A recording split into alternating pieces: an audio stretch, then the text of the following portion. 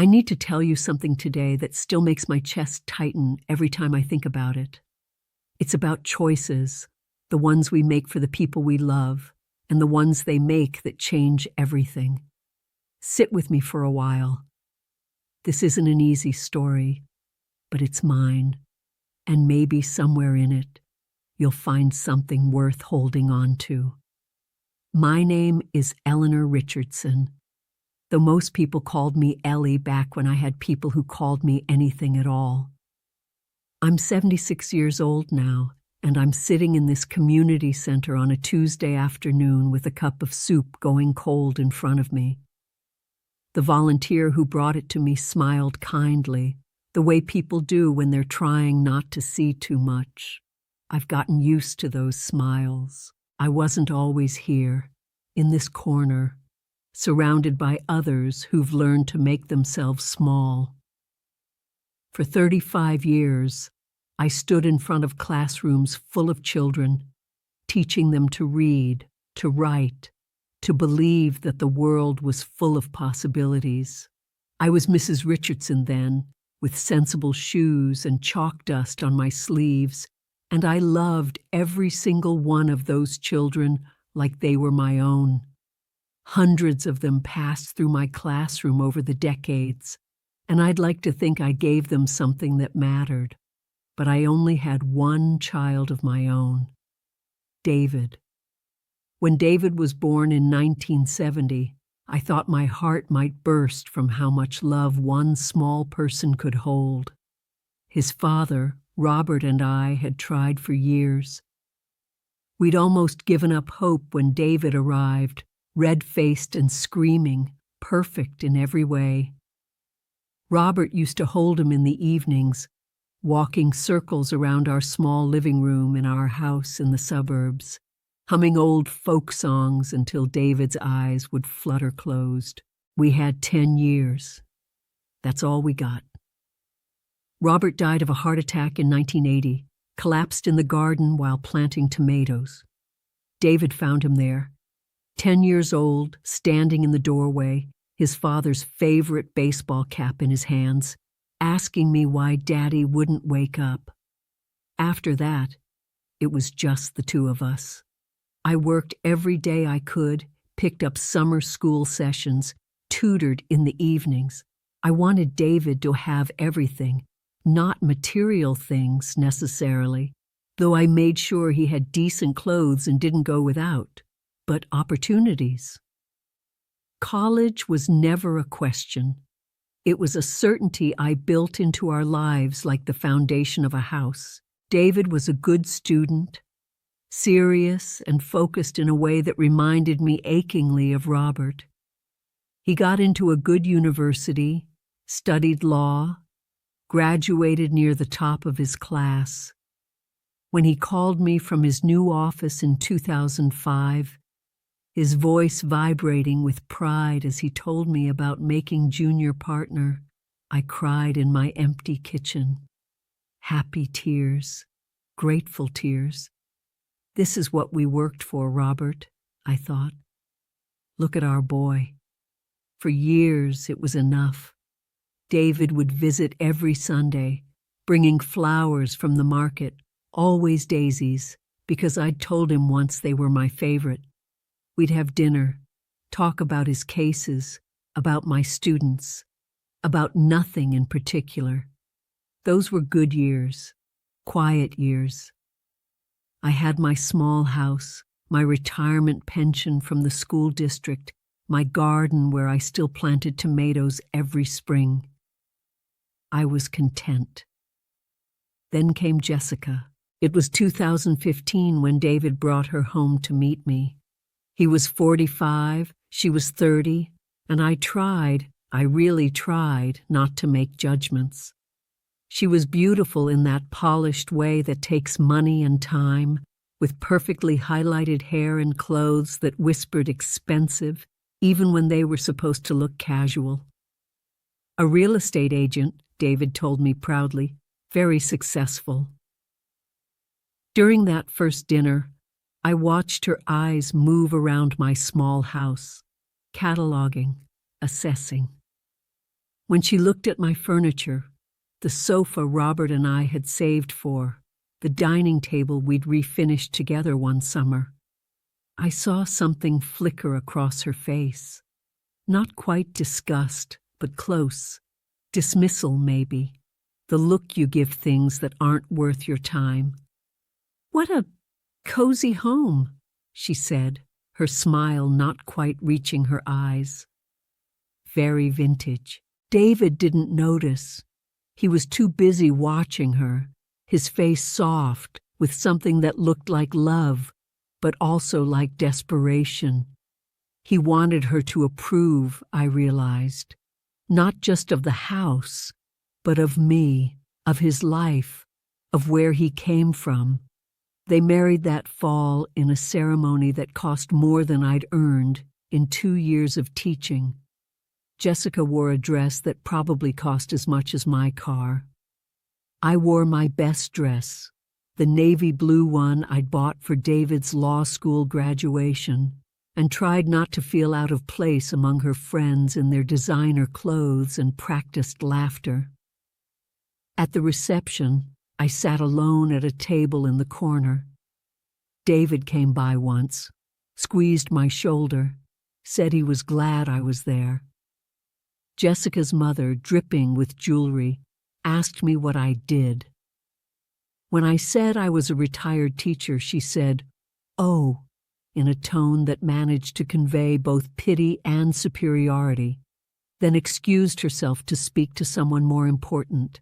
I should have known then. The signs were all there, bright as warning flares. But he was my son, and I wanted him to be happy. At first, the changes were subtle. David's weekly visits became bi-weekly, then monthly. There were always reasons. Jessica needed him for an open house. They had dinner plans with her clients. She wasn't feeling well. I told myself it was natural. He was a married man now, building a life with his wife. Of course, I couldn't be his priority anymore. Then in 2017, Jessica got pregnant. I was going to be a grandmother.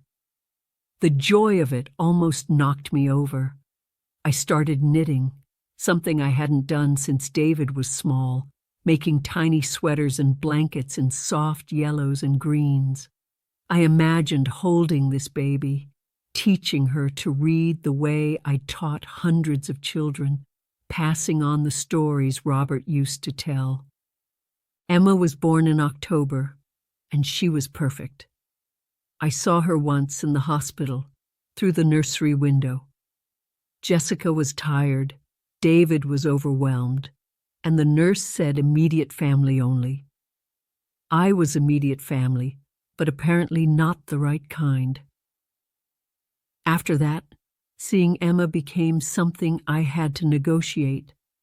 I'd call to ask if I could visit, and Jessica would have reasons why it wasn't a good time. The baby was sleeping. They were trying to establish a routine. The pediatrician said to limit visitors. There was always something. I'd wait by the phone for David to call me back, to tell me his wife was being unreasonable, that of course I could see my granddaughter. But the calls became shorter, more apologetic. "You know how it is, Mom. Jessica's very particular about Emma's schedule. Maybe next week. Next week became next month. Next month became holidays only, and even then just for an hour or two, with Jessica hovering, checking her watch, making it clear when my time was up. I swallowed it all. The hurt, the anger, the bewilderment, because what else could I do? He was my son. She was his wife. And I had been taught, had taught others, that family was everything, that you sacrificed for the people you loved. Then came 2019, and everything I'd been swallowing came back up. I found the lump myself in the shower on a January morning. Small, hard, wrong. The mammogram confirmed it. Breast cancer, early stage, treatable. The surgery went well, but surgery costs money even with Medicare. The follow-up treatments, the medications, the special bras I needed, it all added up. My savings account, the one I'd been so careful with for years, began to drain like water through a sieve. That winter was brutal. The furnace in my house, the one Robert had installed 30 years earlier, finally gave up. The repairman who came out shook his head. "Can't fix this, ma'am. Needs replacing. Probably run you $15,000, give or take." $15,000. I had maybe $3,000 left after the medical bills. I called David, not for all of it. I knew he and Jessica had just bought a bigger house. That money was tight for them, too. Just enough to get the furnace replaced so I wouldn't freeze in my own home. He said he'd come over. We'd talk about it.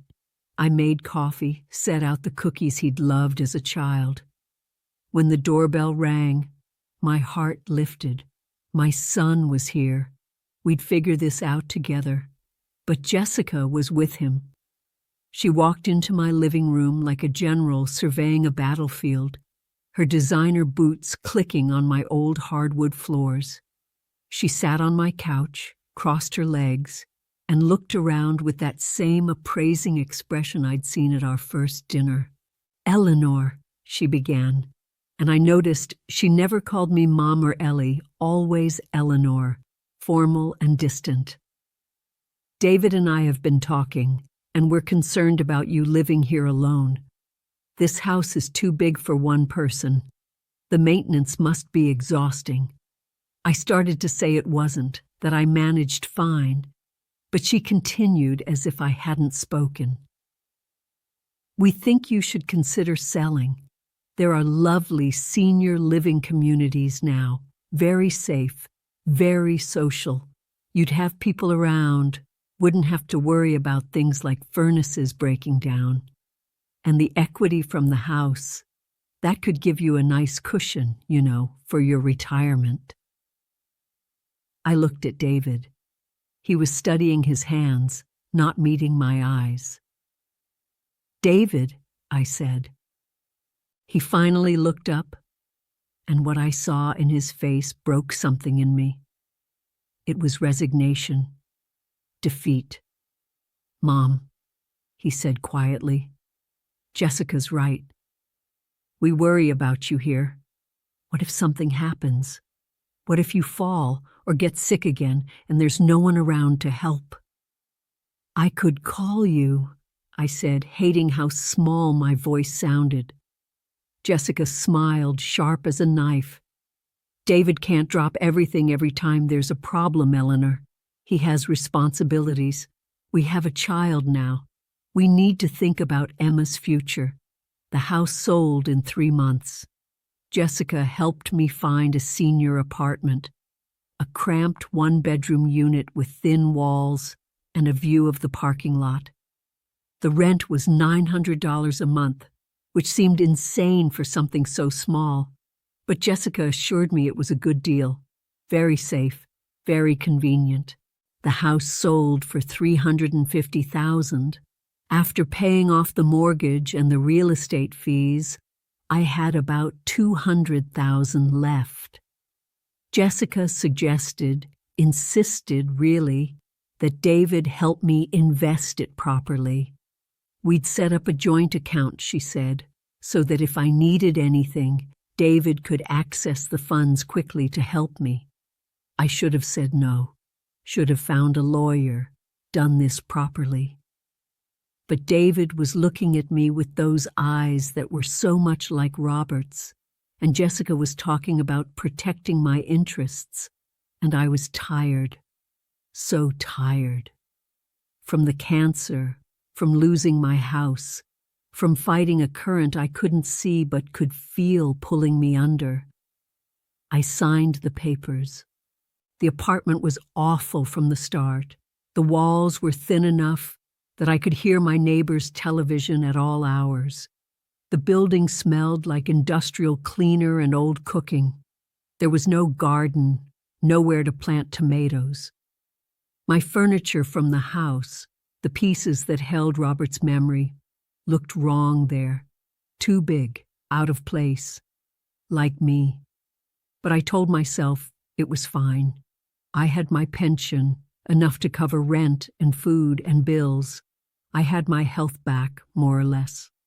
I had David, even if I saw him less now, even if the visits felt more like obligations than something he wanted.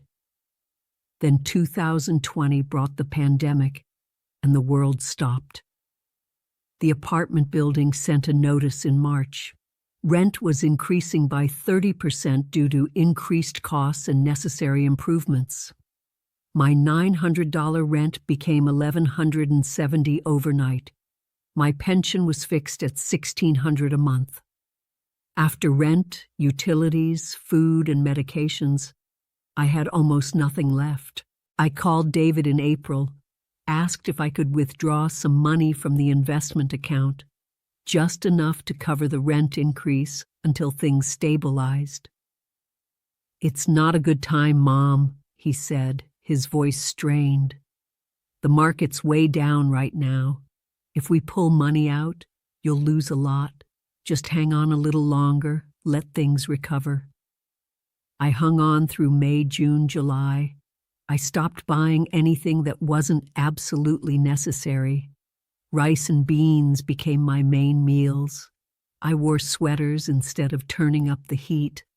I walked to the grocery store instead of driving to save on gas.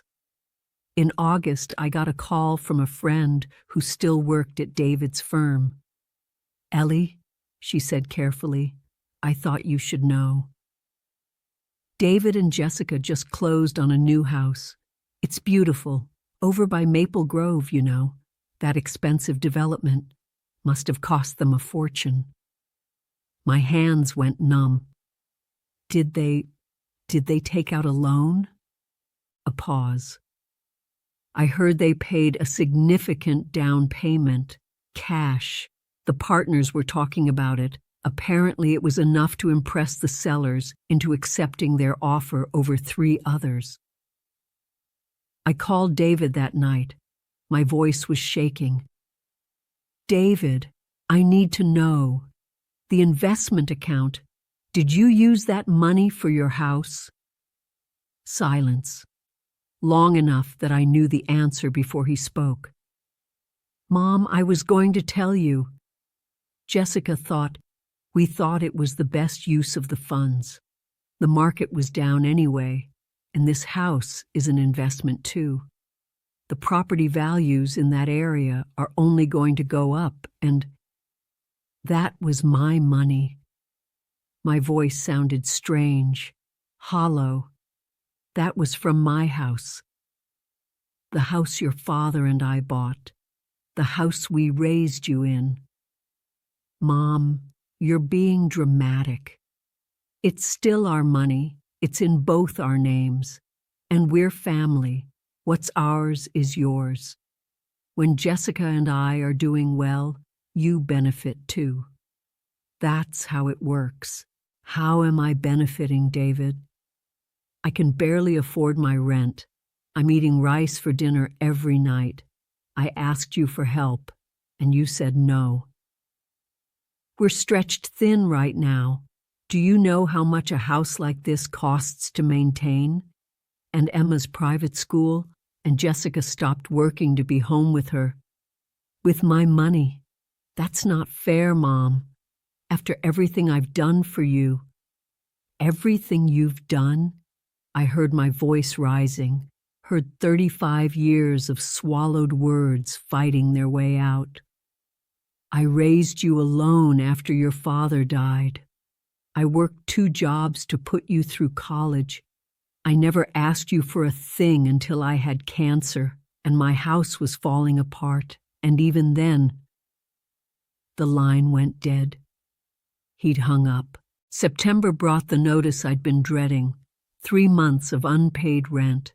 If I didn't pay by October 1st, I'd need to vacate. I called David 15 times. He never answered. I drove to his office, but the receptionist said he wasn't available. I sat in my car in that parking lot for 3 hours, waiting, hoping he'd come out, that we could talk face to face. He never appeared.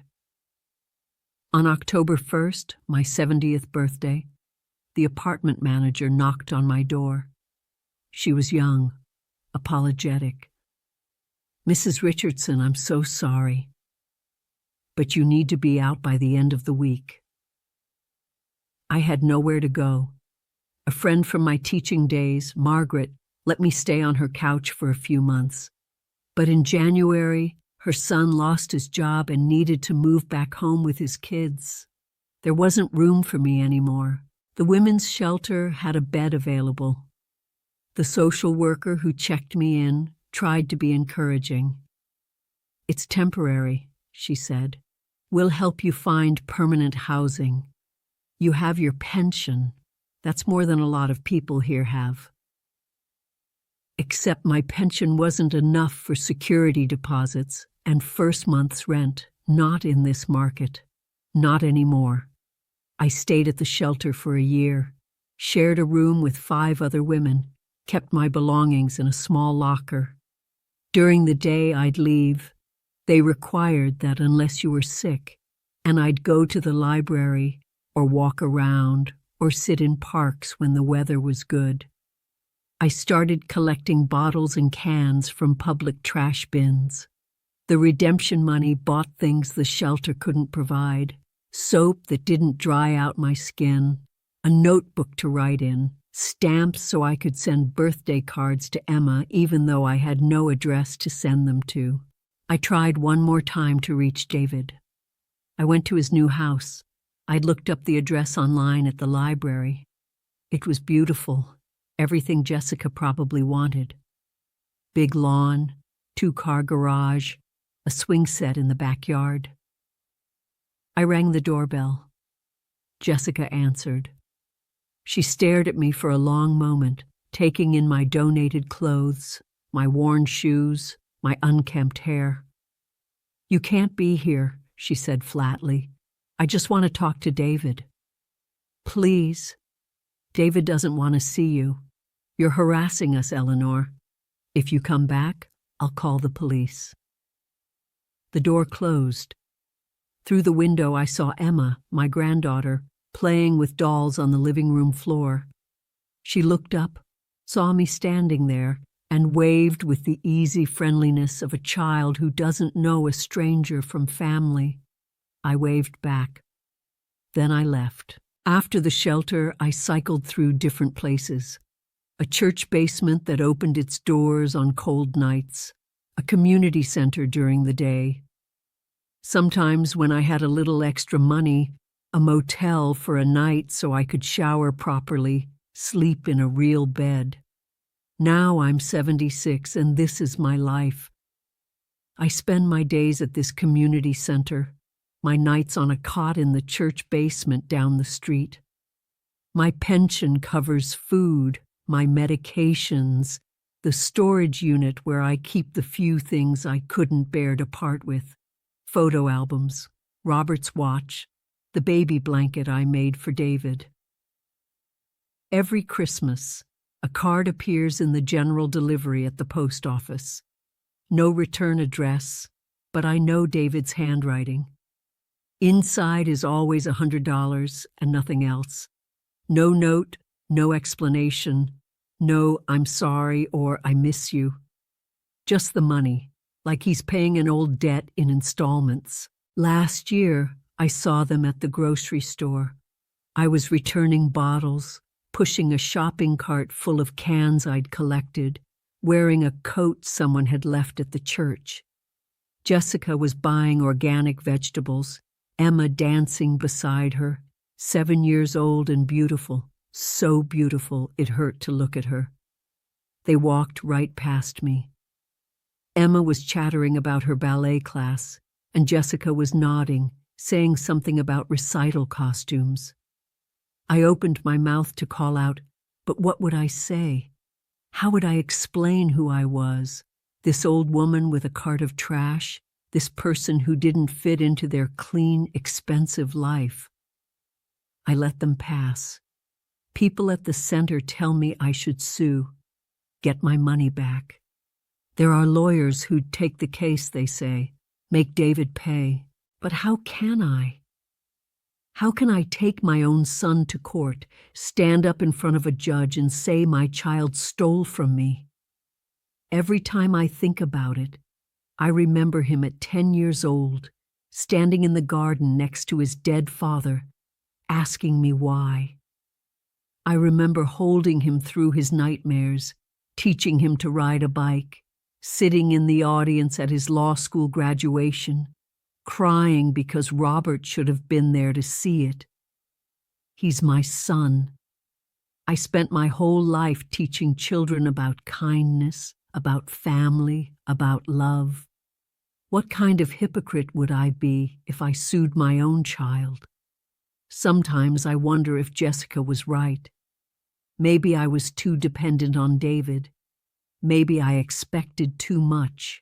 A mother gives everything to her child, her time, her money, her whole self. But does that create a debt? When she's old and sick and needs help, is it too much to expect her child to remember, to care? I don't know anymore. The other day, one of the volunteers here asked me if I had any family. I told her I had a son, and she smiled, said I must be proud. I said yes, because despite everything, it's true. I'm proud of David. He's successful, he has a beautiful family, he lives in a nice house. That's what I wanted for him, isn't it? For him to have a better life than I did. But late at night, lying on that cot in the church basement, my back aching from the hard surface, I think about Emma. She's growing up without knowing she has a grandmother who would love her fiercely, who could teach her things, who saves the Christmas money David sends because maybe someday I could give it to her, tell her it's from both of us. One day, Emma will be older. She'll ask about her grandparents. David will tell her about Robert, probably, the father he barely remembers. But what will he say about me? Will he tell her that I raised him alone after his father died? That I worked myself to exhaustion to give him opportunities? That I sold my house when he asked me to, trusted him with my money, believed him when he said he'd take care of me? Or will he tell her I was difficult, demanding, that I asked for too much? Will he make her believe that what happened to me was somehow my fault, my choice, my failure? I think about this a lot, about what we teach our children and what they actually learn. I spent 35 years in classrooms trying to show kids how to be good people, how to treat others with kindness and respect. But the one student that mattered most, the one I poured everything into, did I fail with him? Or did I teach him exactly what he learned? That some people matter and some people don't. The soup in front of me is cold now. The volunteer will come by soon, ask if I'm finished, take the cup away. In an hour, they'll close the center, and I'll walk to the church, claim my cot, lie down on the thin mattress that never quite cushions my old bones. I don't hate David. I need you to understand that. Hate would be easier, cleaner.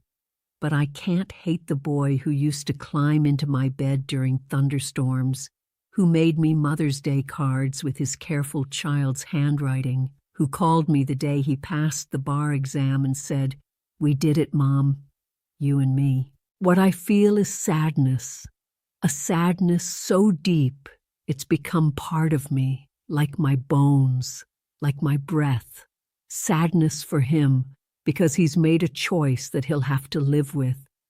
Sadness for Emma, who's being raised by people who taught her grandmother to love unconditionally, but never taught her father the same lesson. Sadness for myself, because I believed, truly believed, that if you loved hard enough, sacrificed enough, gave enough, it would matter in the end. Family is your most precious treasure, I used to tell my students. I had that quote on my classroom wall for years. Parents would come to conferences and nod at it, say how true it was. Do I still believe it? Sitting here in this community center, wearing donated clothes, knowing I'll sleep on a church cot tonight while my son sleeps in a house I paid for? Do I still believe that family is precious? The honest answer is, I want to. God, I want to. Because if I don't believe that, then what was it all for? The sleepless nights when David was sick, the extra jobs, the years of sacrifice, the selling of the house that held Robert's memory. If family isn't precious, if that love doesn't mean anything, then I gave my whole life for nothing. So I choose to believe, not because the evidence supports it, but because the alternative is unbearable. I believe that somewhere in David, buried under Jessica's influence and his own weakness, and whatever story he's told himself to make this okay, there's still the boy who loved his mother, the boy who brought her daisies every Sunday, who used to call just to hear her voice. I believe that one day, maybe when Jessica's gone, maybe when Emma's grown, maybe when he's my age and staring down his own mortality, he'll remember. He'll pick up the phone, find me somehow, say the words I've been waiting 6 years to hear. I'll probably forgive him. That's the worst part. The part that makes me angriest at myself. If he showed up at this community center right now, said he was sorry, asked how he could help, I'd forgive him. Because he's my son, and that's what mothers do. But forgiveness doesn't erase what happened. It doesn't give me back my house, my dignity, my belief that the people you love will love you back when you need them most. If I could say one thing to Emma, if I had 5 minutes with my granddaughter before I die, I'd tell her this: love generously, but not blindly. Give freely, but not everything. Trust, but verify. And remember that the people who truly love you will show it not just with words or occasional gestures, but with actions, with consistency, with presence. Remember that anyone can love you when it's easy. The measure of love is what happens when it's hard. I'd tell her about her grandfather Robert, who died too young but loved completely, who taught me that real love is about showing up even when, especially when, it's difficult. And I'd tell her that somewhere in her, she carries pieces of me, whether she knows it or not. My blood, my stubbornness, my capacity to love even when it costs everything. The clock on the wall says 3:30. Soon they'll start cleaning up, getting ready to close. I'll fold up the blanket they let me keep here during the day, gather my few belongings, walk the 6 blocks to the church. Tomorrow I'll come back, and the day after that. Because this is my life now, and I've learned, painfully, slowly, that sometimes survival is the only victory you get. I still love my son. That's the truth I carry with me every day, heavy as stone, bright as starlight. I love him, and I probably always will, and that love has destroyed me and saved me in equal measure. If you remember nothing else from my story, remember this: love is the most powerful force we have. It can build entire lives. It can also burn them to the ground. The same fire that warms can consume, and sometimes The people we love most are the ones who teach us the hardest lessons about what love actually means and what it doesn't. I taught hundreds of children over my career. I hope I taught them well. But my own child taught me something I never wanted to learn: that you can do everything right, love with everything you have, sacrifice until there's nothing left, and still end up alone on a cot in a church basement, wondering where it all went wrong. That's my story. Not the one I thought I'd tell when I started out, fresh-faced and hopeful in my first classroom. Not the ending I imagined when I held David for the first time, promising him and Robert and myself that I'd always keep him safe. But it's the truth. And after everything, the truth is the only thing I have left that's entirely mine.